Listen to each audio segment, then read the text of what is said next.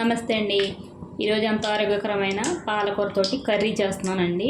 ముందు ఆయిల్ పెట్టుకున్నానండి స్టవ్ మీద. తర్వాత ఆవాలు, జీలకర్ర, పొట్టు మినపప్పు వేస్తున్నానండి తాలింపుకి.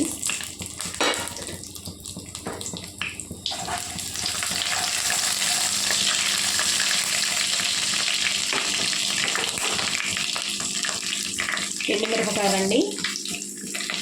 ఇందులో కారం వేయనండి, ఎర్రకారం. దాని గురించి ఎండుమిరపకాయలు, పచ్చిమిర్చి ఎక్కువ వేస్తున్నానండి.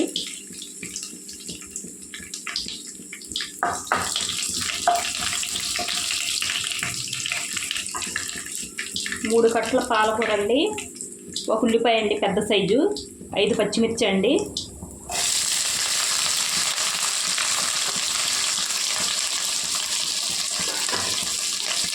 ఉప్పు, పసుపు అండి తగినంత వేసుకోవాలండి.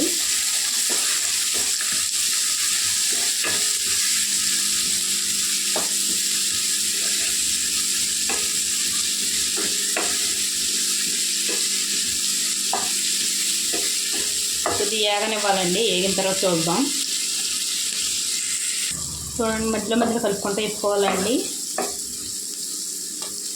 ఇంకా ఏగాలండి ఉల్లిపాయలు.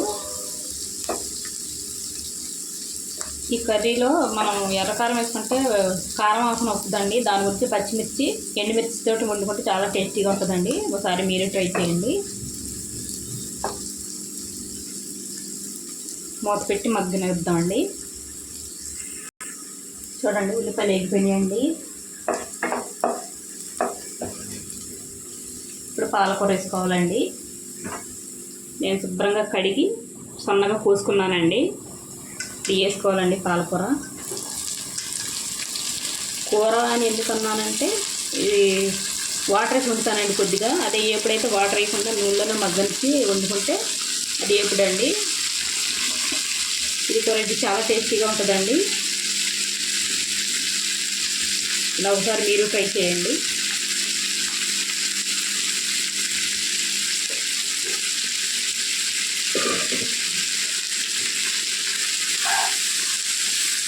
మొత్తం అంతా కలుపుకొని మూత పెట్టి మగ్గించుకోవాలండి.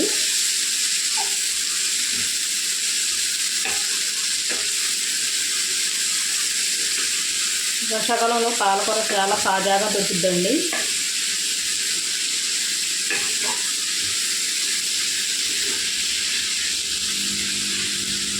మూత పెట్టి మగ్గించుకోవాలండి. చూడండి, ఏగిందండి. కొద్దిగా కలిపి కొద్దిగా నీళ్ళు వేసుకోవాలండి. నేను కూర అన్నాను కదండి, దాని గురించి వేస్తున్నానండి. అదే ఎప్పుడైతే మొత్తం నీళ్ళన్నీ ఎగిరిపోయే వరకు వండుకుంటే ఏపుడు కింద అయిపోద్దండి. ఎగురు కదండి అని కొద్దిగా వాటర్ వేస్తున్నాను. మనం టీ తాగే గ్లాస్ వేసుకుంటే సరిపోద్దండి. దానికన్నా తక్కువ వేసుకోవాలండి. బాగా మెత్తగా ఉడుకుద్దండి. బాగా కలిపి మూత పెట్టుకుని వండుకోవాలండి.